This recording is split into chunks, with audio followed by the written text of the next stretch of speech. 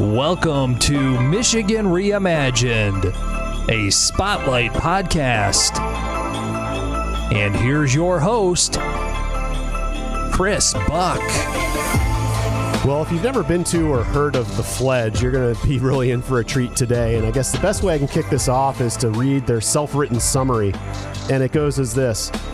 We are in this together. There is no they. The Fledge is value-driven. We value ourselves, each other, and our environment. We value diverse communities filled with gifts. We are radically inclusive, striving to allow everyone to pursue their own happiness. We work hard to have a zero barrier to entry. We want you to come to the Fledge with all the gifts you have to offer the community.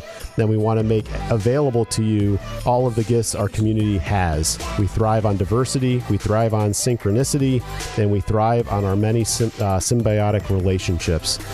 There's a lot to unpack there, and we're going to do that next year with the founder, Mr. Jerry Norris of the Fledge. Welcome back, Jerry. Thank you, Chris. It's nice to see you. It's been a long time. I've had you on a number of times early on, but we've taken a hiatus, the pandemic, all the things that go on, and it just felt like the right time. I saw you on social media somewhere, and it just hit me in the head that it's time to get Jerry back on and hear what's going on at the Fledge. So thanks for being back. So, you know, I just read that paragraph. Maybe you can make it more succinct. What's the motivation behind the Fledge? Who is the Fledge serving, and why is it important to you? Well, it's we look at it as a fight against poverty and using any tool that we can, especially entrepreneurialism and technology.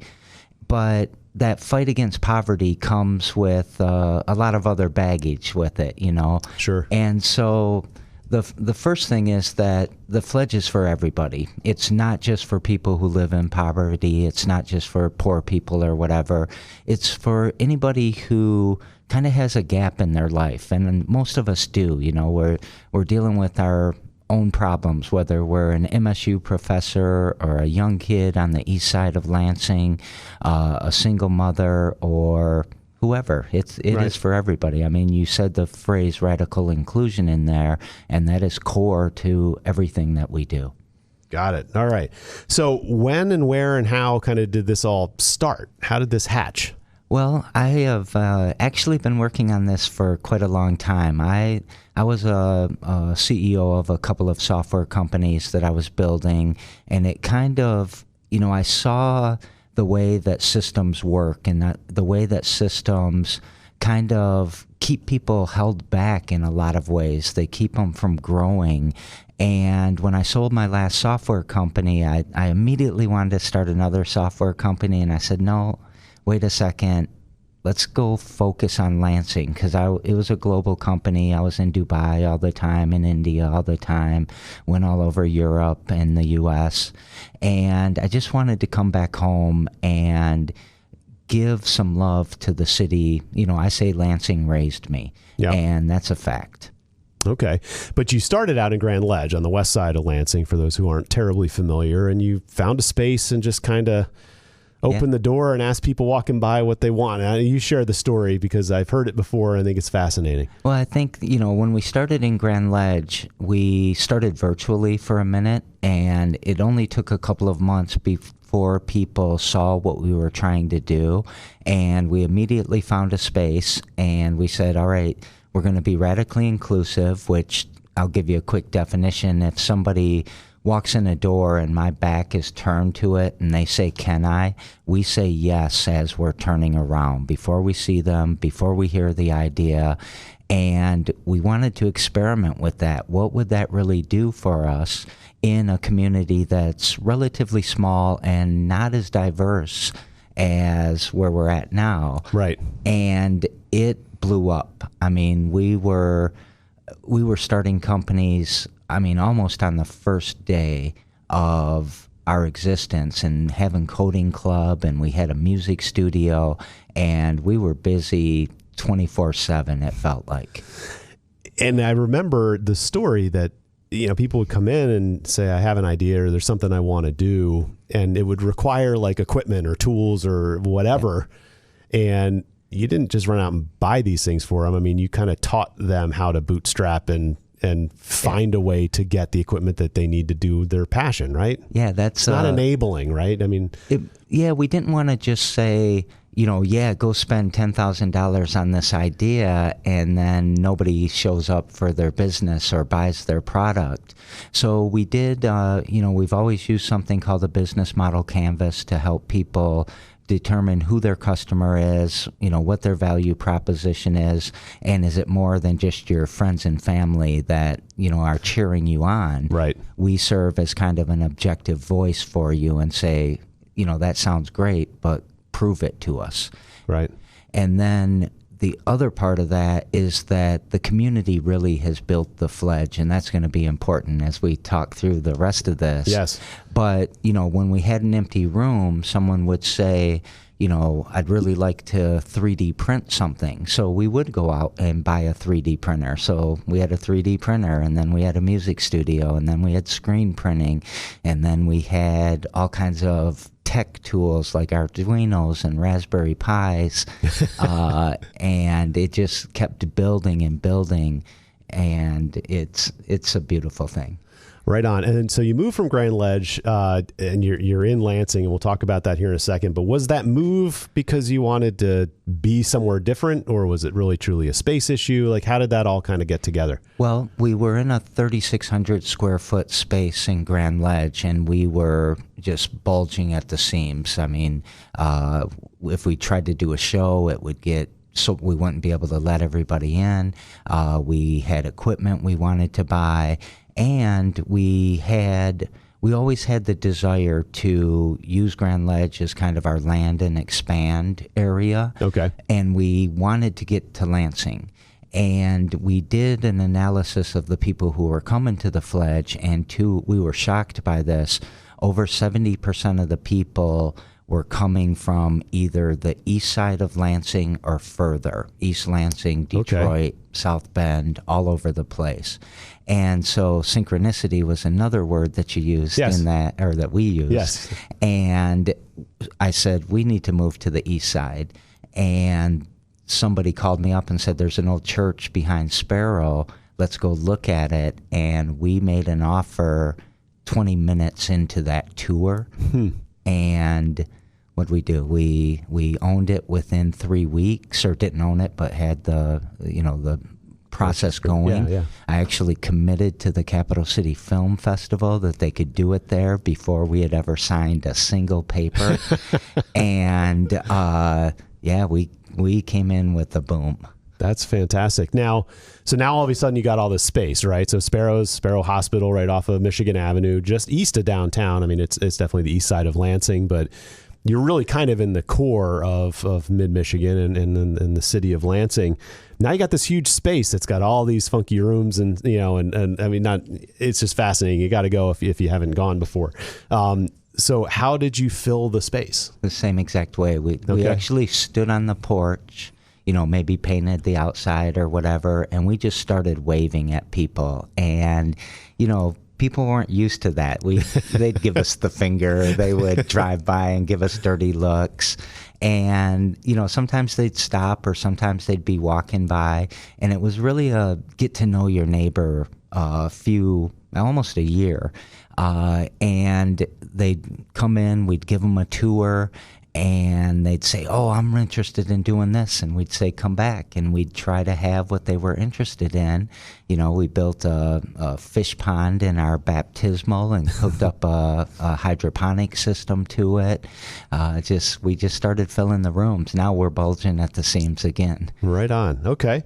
So illustrate for the listeners who haven't been, if you walk into the Fledge, which is defined as an old church, what things would you see, and what events might you happen upon based on your calendar of events? Because it's all over the board. Yeah, if I try to predict what you will see, I will probably be wrong. But as far as the physical structure, you'll see a lot of art. As soon as you walk in, there's a nice mural there by one of our most prolific artists that says "Values, Not Rules," that I think we'll get into in a second. Yeah. And we're talking about what you will see, but I think more importantly, it's what you will feel, and it is universal. You feel welcome, you feel calm, you feel like, this is a place where you can be whoever you want to be. So if you want to scream, hey, I'm gay, it's super easy people feel very safe, and they tell me that almost every single day. And so I think that feeling is part, having the architecture of the church is helpful because they've meant to be welcoming.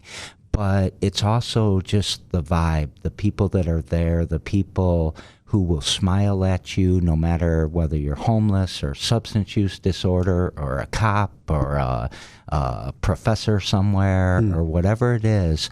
Everybody welcomes you, and that's part of our value system is we are going to be welcoming, and everybody is important. Everybody has a story to tell, and everybody has a dream, and they were born to be something, and we're going to help walk with them until they find that. So if you walk into the Fledge, is it crowded? Are there people in little pockets using different things in different areas? Do you sign up to borrow the space, or do you show up and you're like, someone's using the whatever, and now I got to wait for that? How do you organize this? The only place that we really is in our different studios, our screen printing studio, our music studio, and some of our 3D printers.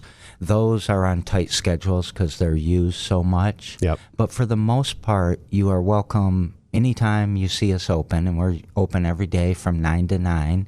And you can walk in and you can basically do whatever you want. And so you will see the pods of people working together. So maybe a team working on software, maybe a team, just having a meeting about how they're going to raise money for their nonprofit, whatever it might be. But you also might walk into a pro wrestling meet. You might walk into 99 Problems, but a pitch ain't one.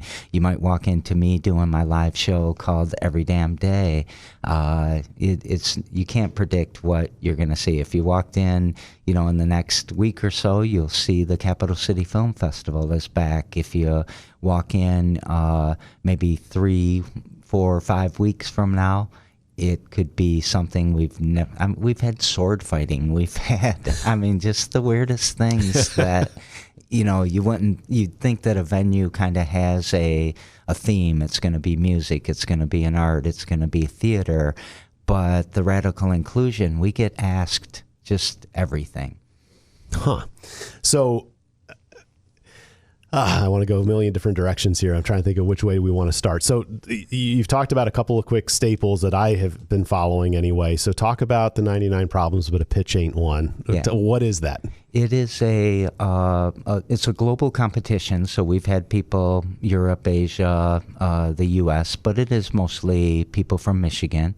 And it is 99 seconds. Anybody can pitch any idea. So you can have a business and it's up and running, and you want to pitch a new project that you're doing, or you could have a startup idea that you want to do and you just want to get it out there, or it could be you're trying to change something at the Fledge. Even we're seeing that more often, people pitching an idea to get $99 so that they could go buy something that will stay at the Fledge.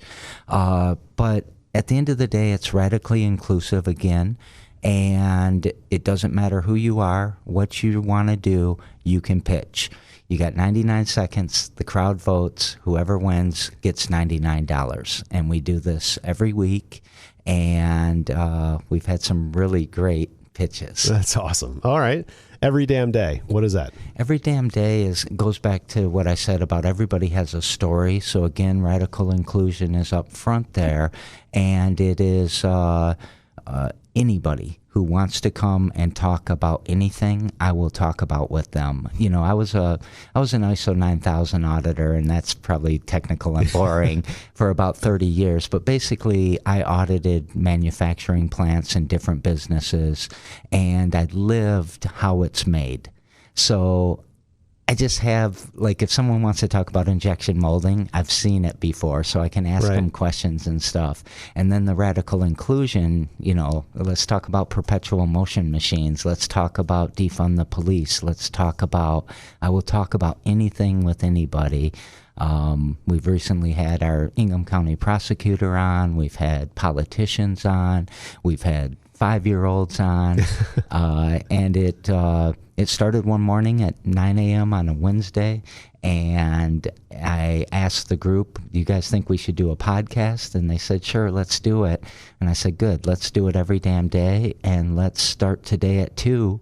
And we did 365 days in a row without missing a beat, and it was really about being dedicated to our mission in the same way that somebody has to be dedicated to poverty.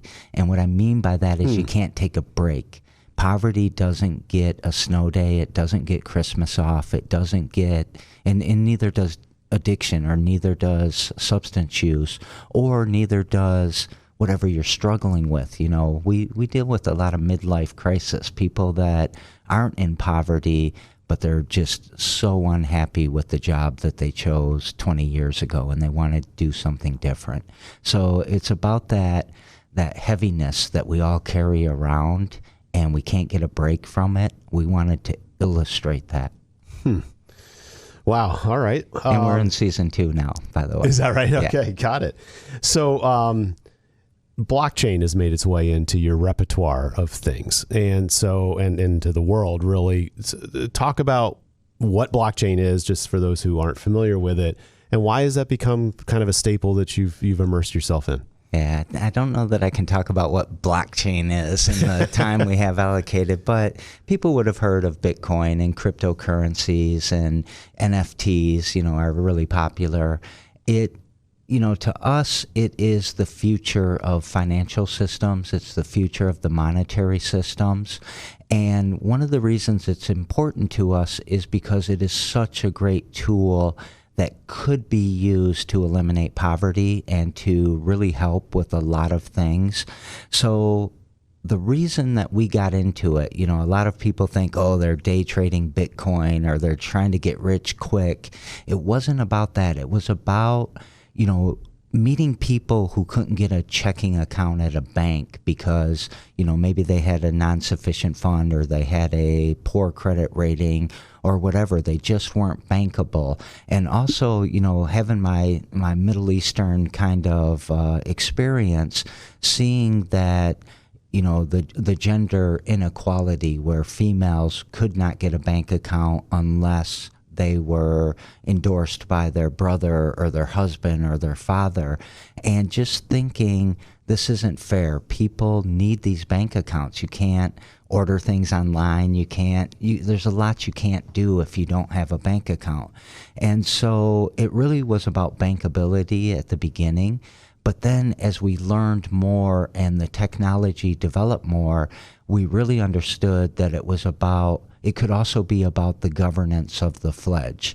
And so now we have Fledgecoin, which is our own cryptocurrency, which is based off Ethereum, if people kind of knew what that is.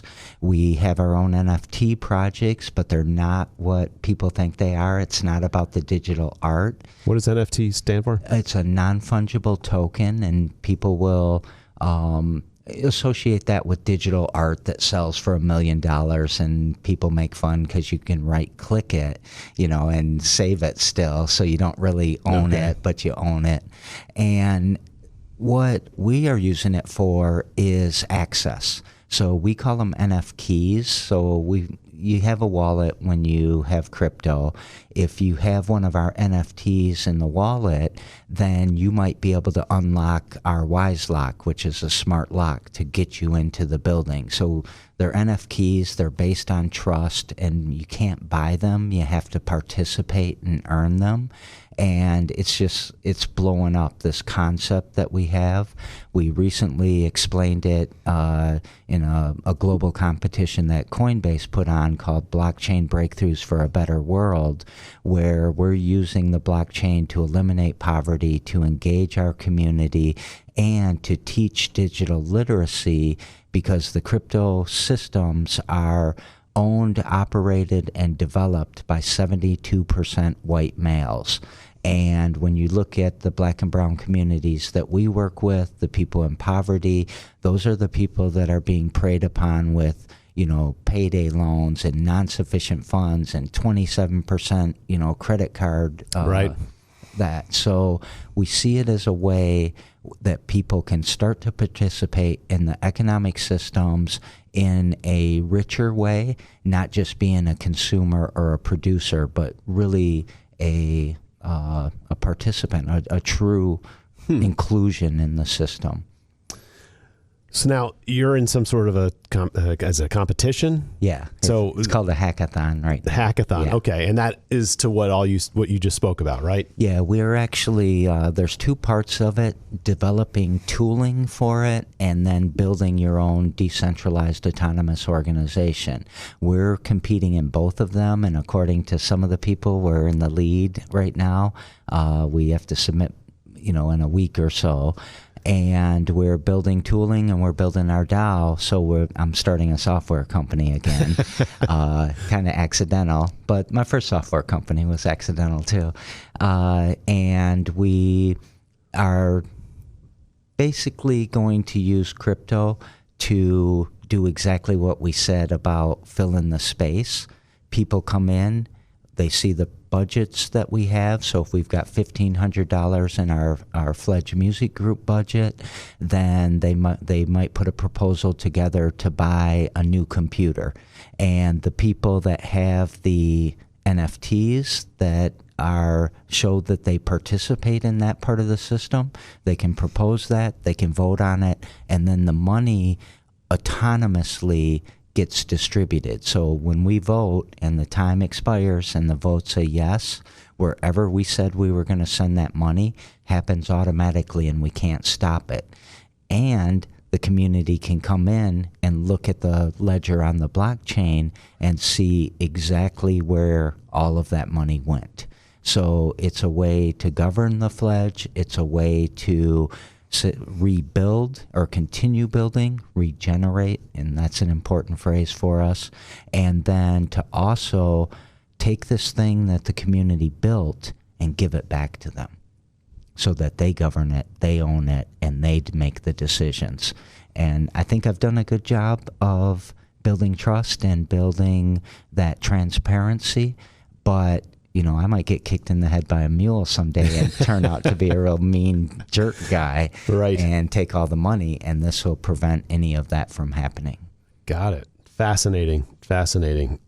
I don't even know I can't even expand on that. That's unbelievable. So does that have anything to do with that's independent from the foundation? There's a Fledge Foundation. Well, the Fledge Foundation, so when you do entrepreneurialism in the poverty space, you have to be mindful of basic needs. So almost everything we do, we double check it against the Maslow hierarchy of needs. Do you want me to explain? Sure. Yeah, why not? At the very bottom, it's safety and security. In the next tier, it's food and shelter. Then it's connection, and then it's self-esteem, and then it's self-actualization. And I still believe that we were born to do something, and we were born to do something special. And a lot of people get lost in their ways for all kinds of different reasons. But when you are trying to start a business and you're a single mother, which 50% of single mothers in Lansing are living in poverty, under the poverty line, and we tell you, well, what's your vision? My vision is, how am I going to feed my kids tonight? My vision is, how am I going to pay rent this week or this month?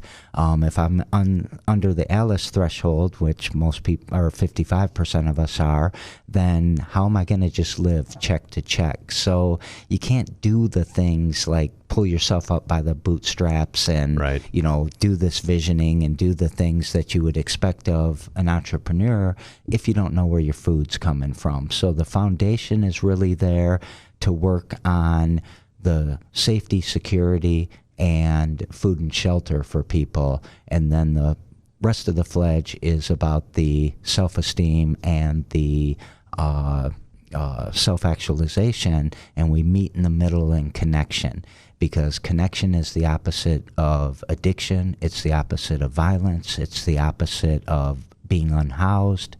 But at the same time, look at what we need as entrepreneurs or business people or successful people. We're always going to networking events. We're always right, getting connections. We all need connection, and that is the thing that brings our community whether they're criminal or law-abiding or poor or rich. It brings them together and helps us all succeed and thrive.